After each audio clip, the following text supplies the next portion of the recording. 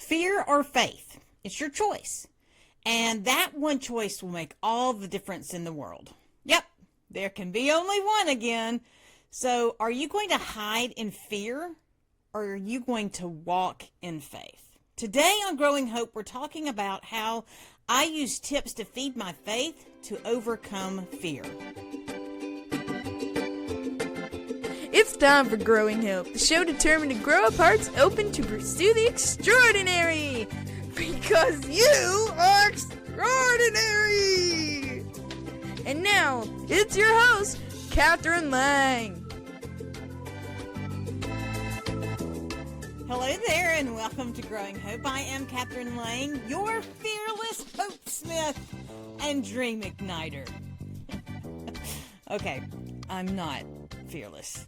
Despite what my husband seems to think, or what my children say, or what the people around me might see, I have fears. And some of the fears I have make absolutely no sense whatsoever. But we're not going to talk about alligators right now. Right now we're going to talk about cameras. Did you know I have always hated cameras? Or at least as far back as I can remember, for most of my life, I have hated cameras. That's right. You heard me, Inger. I hated video. If we dig down deep enough into the root of this fear, we'll probably find that it started when I tried out for Annie. The director rejected me because he said that my knees were too pretty. But what I heard in my heart was that I didn't look right. I heard, "You don't look right." And then the roots began to grow when I tried out for cheerleader in middle school, and I was overlooked. I heard with clarity the judges saying, "You don't look right." I am almost positive that it was the taproot was extended into infinity when that it guy, right? He pronounced judgment over me in front of a whole mall of people, declaring, "You are fat and your pants are ugly." And that's when I knew, without a shadow of a doubt, that I didn't look right. So I avoided cameras with the skill of a ninja.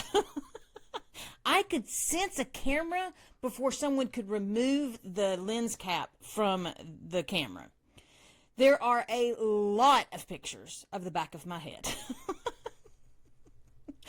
But back then, there were, you had to be intentional with your camera usage. Now there are cameras everywhere. They put the cameras in our phones.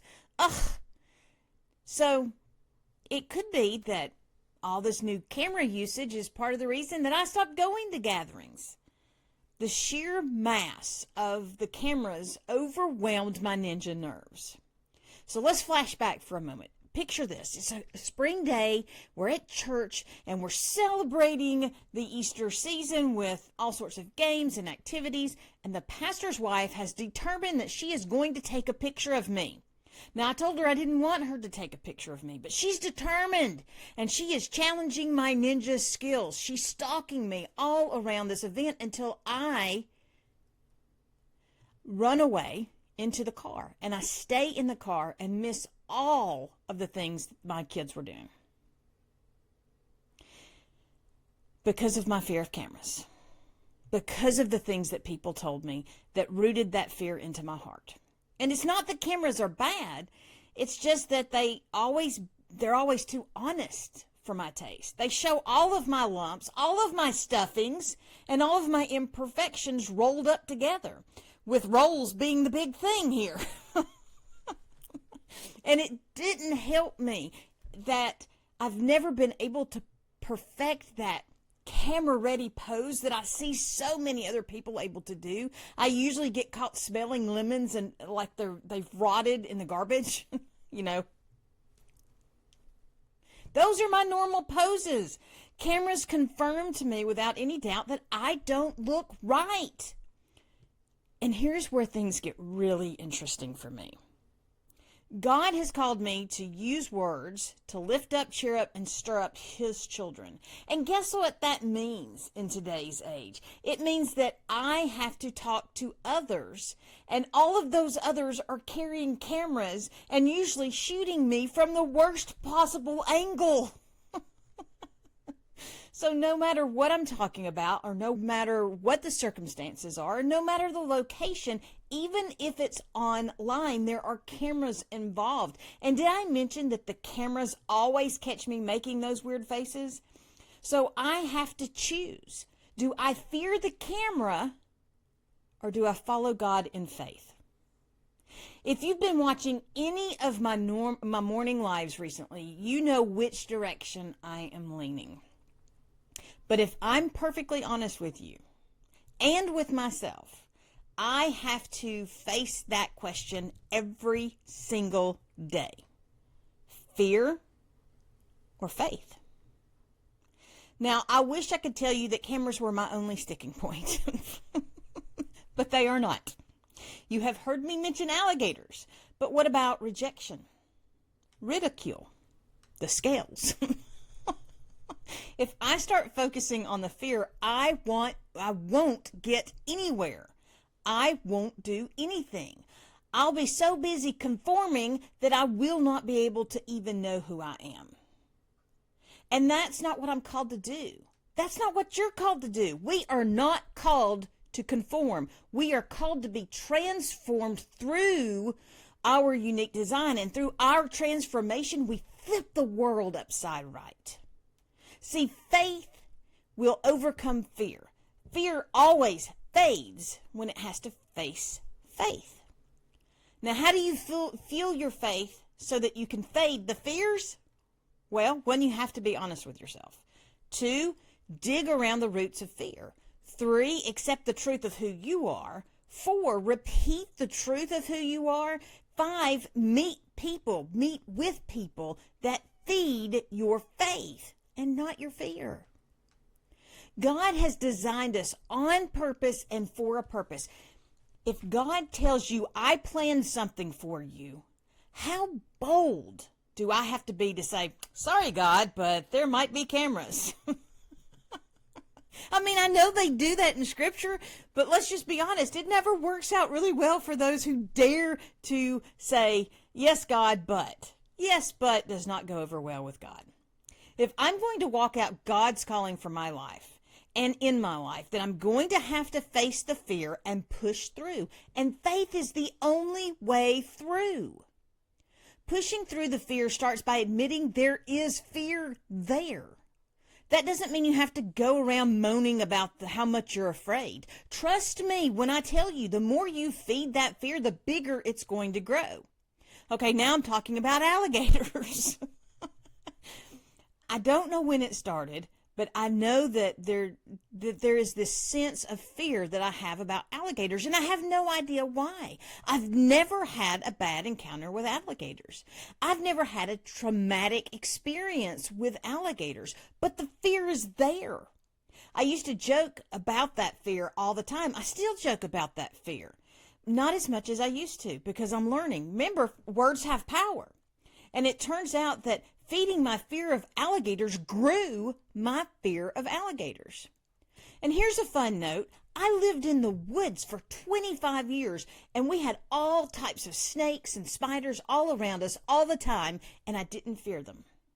I respected them, but I didn't fear them.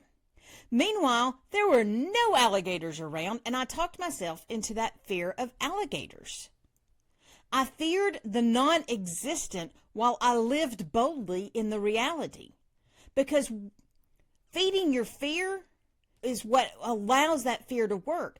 Fear is simply false evidence appearing real, and the more you feed it, even if it's a false fear, the more real it gets. At the same time, if you don't address the fear, if you never acknowledge the fear, if you never face the fear, then you are actually feeding it, and it's growing even without your direct efforts. Do you know why I never feared snakes or spiders? It's because I learned the truth about snakes and spiders. Do you know why I've always feared alligators? No, really, do you know why? Because I don't. but the fear was real. God, having the sense of humor that he has, placed us in a location that is known for its alligators. Yay! So over the past few months, I have been learning about alligators, learning about their habits, learning about their defaults, learning about their normal, ordinary way of acting. And because I'm learning, I'm not worrying that they're hiding in a bush waiting to drag me away. And yes, I really did think about this. So what are the fears you need to face? Cameras, crowds, microphones, technology in general, alligators, ducks and grapes. That's for Steve. And if you know, you know. And if you don't, you'll have to find Steve and ask him, because I'm not going there. But face your fears. And you face your fears by learning the truth, which is the root of their growth. So the second thing we need to do to really grow this faith is to dig around the root of the fear. Every root has a starting point. So just like my fear of cameras. I'm still looking for the root of my alligator issues, but I'm beginning to believe that it's like I said, it's a false root. It's not even real. It's a false tree. It's one of those fake ones. All I have to do is move it. But I've talked myself into a fear of the alligators. Have you ever talked yourself into a fear that has no roots? Even though I haven't found the root of the alligator fear, I'm feeding the faith of overcoming that fear through learning about the alligators. Even though I know the root of my fear of cameras, I'm feeding my faith by accepting who I am and where I am and what I am. Big hair, funny faces, and unflattering poses. Which leads right into the third thing about feeding your faith, and that's you have to accept your truth. Not the truth of what can be, or what was, or what should be, depending on who you're asking. This is the truth of you, who you were uniquely designed to be, in purpose, on purpose, by the master potter. That truth is not limited to what can be seen. It is a heart thing. It is a spirit thing. It is an intimate and personal relationship thing. This goes back to what we've been talking about your unique design, who you are crafted to be. What makes up the tapestry of awesomeness that is you? Defining the truths and saying them until you believe them will feed your faith to the point that fear can't hold on. So the fourth thing we need to do to feed faith is to repeat the truth. The more I talk about being afraid of alligators, the more afraid of alligators I am. The more I talk about alligators in general, the more I focus on alligators. So I try not to talk about alligators, but when I do talk about alligators, I talk about the fact that they don't like being around noise. They don't like being around people. They don't like to be crowded even with each other. They like their space. And because of this, knowing more and more about the alligators, I'm fearing less and less about the alligators. So the more I focus on the truth, the more challenging it becomes for fear to take root. I had some bad encounters with yellow jackets the bad encounters, if I heard a buzzing, I would freeze. I wouldn't be able to move. I was freaked out because of these bad encounters. But I learned that activity keeps yellow jackets from building nests. So I began making a point every spring. Even before the last freeze, I would start running the lawnmower. Every couple of days, run the lawnmower all around the yard, everywhere I didn't want the yellow jackets to be. I repeated the truth of how to avoid the yellow jackets. When it comes to me, to my unique design, when it comes to you, your unique design, we have to live out the truth, repeat the truth, follow through in the truth. So for me, my fear of cameras, I just started showing up, recording lives without looking at my makeup or my hair. Trust me, go look at the lives, you'll see.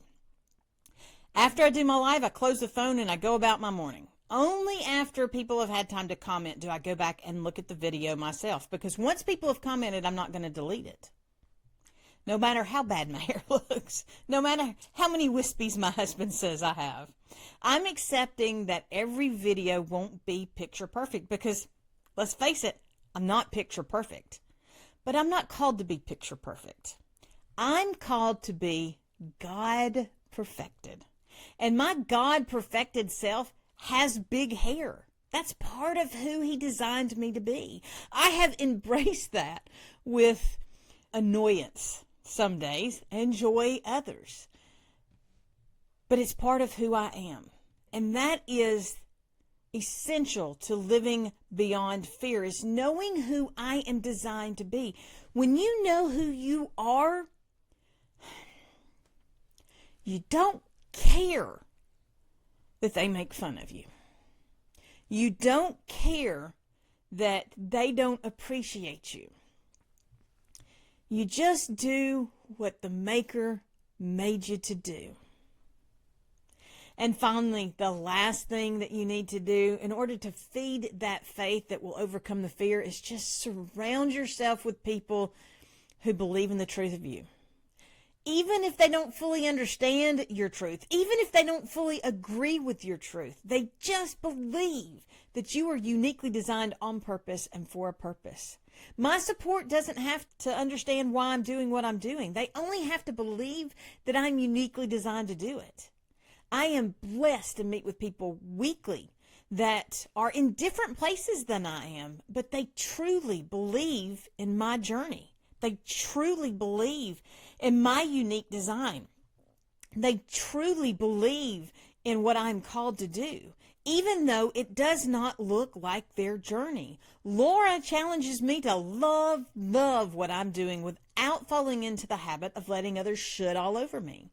Inger just feeds my smile because her courage and her daring is so impressive that I can't help but move a little bit more after being around her.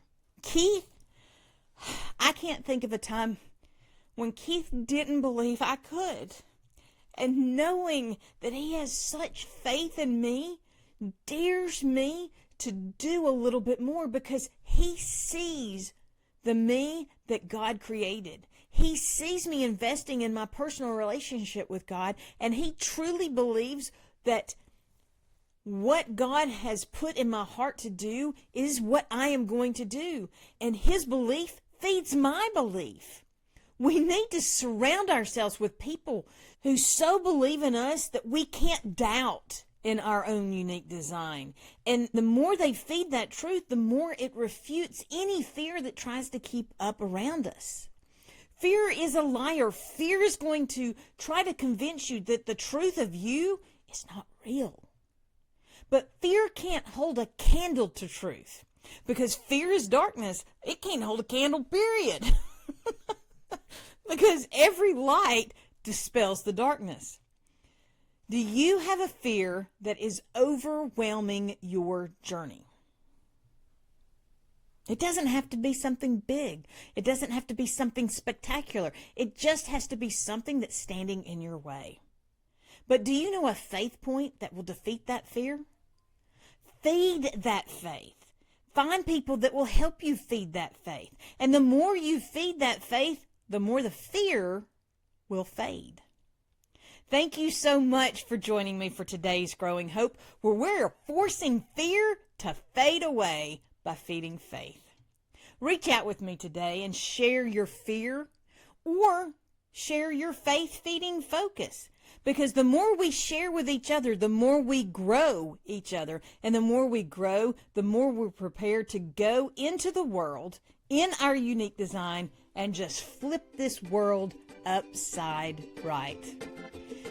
Until next time, be blessed and be a blessing.